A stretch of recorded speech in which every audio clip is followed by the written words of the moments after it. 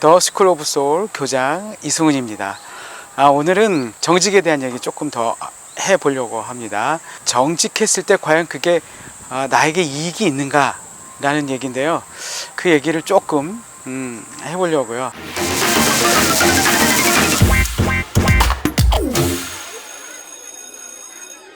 보통 우리가 어렸을 때 배우고 자랄 때, 야, 너무 착하면, 너무 정직하면 손해난다, 이렇게 어른들로부터 듣고 자랐습니다. 그렇죠? 그게 크게 틀린 말은 또 아닌 것 같아요. 또 착하고 또 정직할수록 손해보는 사람들이 정말로 많이 있습니다. 그런데 과연 그게 결국은 손해일까 아니면 이익일까를 생각해 보면 얼마만큼의 또 어떠한 잣대로 우리가 어떻게 생각하느냐에 따라서 조금 다릅니다. 그래서 오늘은 정직의 이익에 대해서 한번 이야기해 보려고 합니다. 정직하면 손해본다. 네, 저는 그렇지 않다고 생각합니다. 제가 살아온 인생도 그랬고, 그리고 제 주변에 정직하게 살아오신 분들의 인생도 그렇습니다. 그 인생이 어떻게 살았느냐에 따라서 그 척도는 달라지기 마련이죠. 정말로 돈이 많은 것이 성공의 척도라고 하면 내 잔고, 내 통장에 내 자산이 얼마나 되느냐가 성공의 기준이 될 수도 있지만, 우리의 인생이 꼭 돈으로만 이루어지는 건 아니거든요. 왜냐하면 내가 어떠한 인생을 살았느냐라는 것에 대해서 우리가 정의를 내릴 수 있으려면 그 인생의 전체를 들여다봐야 되는 게 맞죠. 그냥 단순히 부자다 하면 성공한 인생이라고 하면 부자가 아닌 모든 사람들은 다 실패한 인생이 되기 때문입니다. 성공한 인생, 그것에 대한 기준 여러 가지 중에 정직했을 때의 성공했다는 인생은 어떤 것일까를 생각해 보면 될 것 같아요. 사람들은 정직하지 않아야 이익이 생긴다고 생각하죠.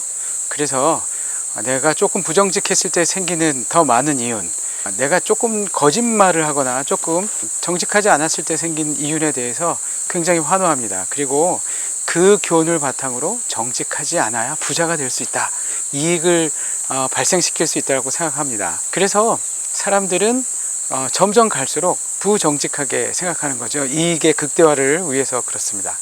그런데 그게 과연 맞는 말일까요?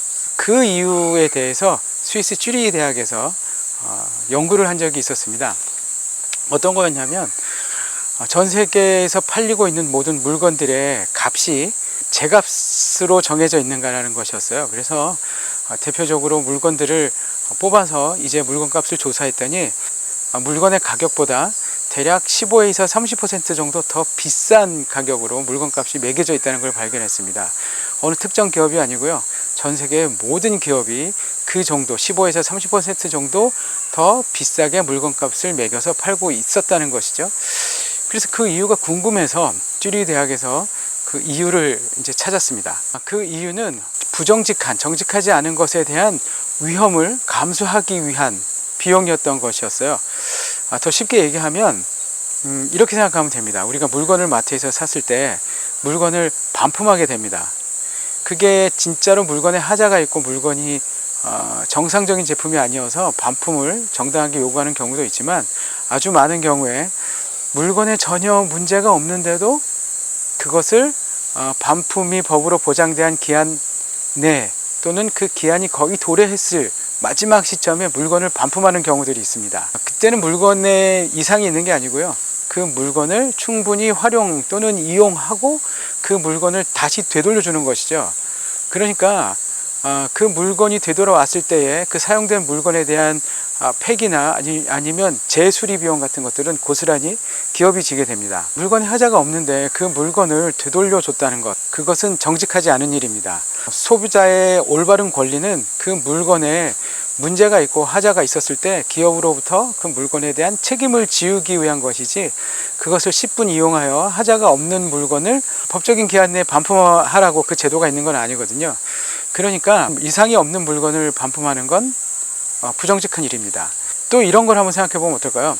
물류 과정 중에 잃어버리는 물건들이 굉장히 많습니다. 기업들이 유통 과정에서 물건들을 잃어버리는 경우가 상당합니다. 근데 기업에서는 그 물건이 잃어버리는 사고를 어떻게 생각하냐면 그냥 단순 분실, 로스트가 아니라 그 부분은 도둑 맞았다고 생각합니다. 그 부분은 물건이 운송 도중 누군가가 탈취했다고 생각하는 것이죠. 뭐 사실 그렇죠. 멀쩡한 물건이 갑자기 사라질 리는 없으니까. 그래서 그렇게 물건을 운송 도중에 잃어버리고 파손되고 하는 것들에 대한 부분도 분명히 가격에 포함을 합니다. 물건이 없어졌다는 건 누군가가 훔쳤다는 게 되겠죠. 누군가가 파손시켰다는 이야기가 됩니다. 네, 그것도 역시 정직하지 못한 일이죠. 기업 입장에서는 부정직한 일들에 대한 비용을 그렇게 15에서 30% 정도 제품에 반영을 합니다. 만약에 우리가 정직했다면, 만약에 우리가 이상이 없는 물건을 그렇게 쉽게 반품하지 않았다면, 또는 운송하는 사람들 또는 그 과정 중에서 도둑 훔쳐가는 사람이 없었다면, 여러 가지 부정직한 일 때문에 생겨날 수 있는 그 비용들을 줄일 수만 있다면 우리가 사는 물건은 대략 15에서 30% 정도는 싸게 살 수 있는 것이죠. 1,000원짜리 물건을 1,000원에 사야 하는데 부정직하기 때문에 그것을 1,150원이나 1,300원에 사게 되는 것이죠. 만약에 사람들이 정직하다면, 모든 사람이 그렇다면, 그래서 기업이 그런 위험을 감수할 필요가 없다면 우리는 물건을 1,000원에 사게 되는 것입니다. 정직이 이익인 이유는 한 가지가 더 있습니다. 어떤 거냐면요, 미래 가치라는 것이죠. 지금 당장 돈이 생기진 않습니다. 미래 가치는 앞으로 시간이 지나서 가까운 미래에 생기는 더 큰 이익을 말하는 게 미래 가치입니다. 빵집 이야기를 해보려고 합니다. 어떤 빵집이 있냐면 빵을 만드는데 재료들을 정직하게 사용하고 정성을 넣어서 적정한 이윤만을 포함해서 파는 빵집이 있습니다. 그 빵집은 다른 빵집에 비해서 가격적인 경쟁력도 있고 또 맛도 있고 그래서 많은 사람들이 찾게 되겠죠. 하지만 들어가는 재료 또 시간들을 생각해 보면 다른 빵집에 비해서 이윤이 크지 않습니다. 이윤을 많이 만들려면 그렇게 해서는 안 되는 것이죠. 적정한 중량에서 빵에 들어가는 재료들을 좀 아끼기도 해야 하고 조금 싼 재료들을 사기도 해야 하고 그리고 맛있게 구워지는 빵의 온도보다 조금 높여서 빵을 더 많이 빨리 굽기 위해서 그런 편법을 쓰기도 하고 해야 합니다. 그렇지 않으면 이윤이 이제 극대화되지 않는 것이죠. 근데 이 빵집은 그렇게 하지 않습니다. 하루에 적정한 양의 빵을 정직하게 만들어서 정직한 가격에 파는 것이죠. 그러면 당장 이익이 생기지 않습니다. 왜냐? 정직했기 때문이죠. 사람들은 이런 빵집을 보고 바보라고 합니다. 빵을 더 많이 만들고 사람을 더 많이 고용하고 재료를 조금 더 싼 거를 쓰면 사람들은 빵 맛의 변화를 크게 느끼지 못할 테니 그 정도 선에서 이익을 극대화하라고 주변에서 이제 그렇게 이야기를 하는 것이죠. 하지만 이 빵집이 그것들과 타협하지 않고 정직한 마음으로 빵을 팔았을 때 생기는 이익은 그렇지 않은 빵집들보다 적습니다. 그러니 바보라는 소리를 듣는 것이에요. 하지만 그 빵집이 가지고 있는 경쟁력은 당장의 이윤이 아닙니다. 그 빵집이 3년이 되고 4년이 되고 5년이 되었을 때 과연 다른 빵집에 비해서 어떠한 가치의 차이가 있는가를 살펴보면 그건 매우 다릅니다. 예를 들어서 5년 후에 동네 사람들한테 좋은 빵집으로 평판을 받게 되는 빵집은 어느 빵집일까요?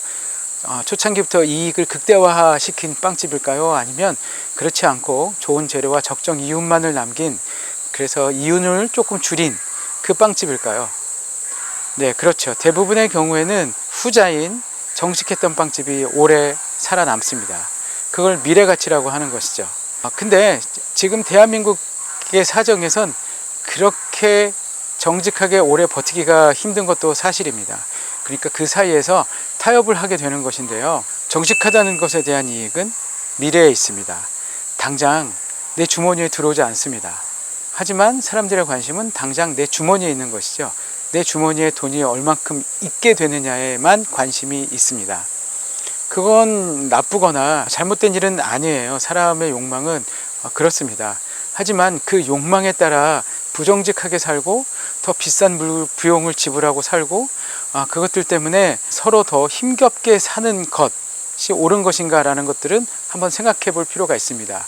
그런 이윤 극대화에 대한 내 욕망을 조금 더 잠재울 수 있는 생각들 그리고 그랬을 때에 내 미래 가치, 내가 하고 있는 것들에 대한 미래 가치에 대한 것들도 한번 생각해 봐야 한다고 생각하는 것이죠. 정직하기 때문에 생기는 이익은 당장 내 주머니에 들어있는 돈이 아닙니다. 그것은 쉽게 들어왔다 쉽게 사라지는 것이고, 정직으로 얻을 수 있는 것은 힘겹고 어렵게 얻고 쌓이는 것이지만 쉽게 사라지지 않는 것들입니다.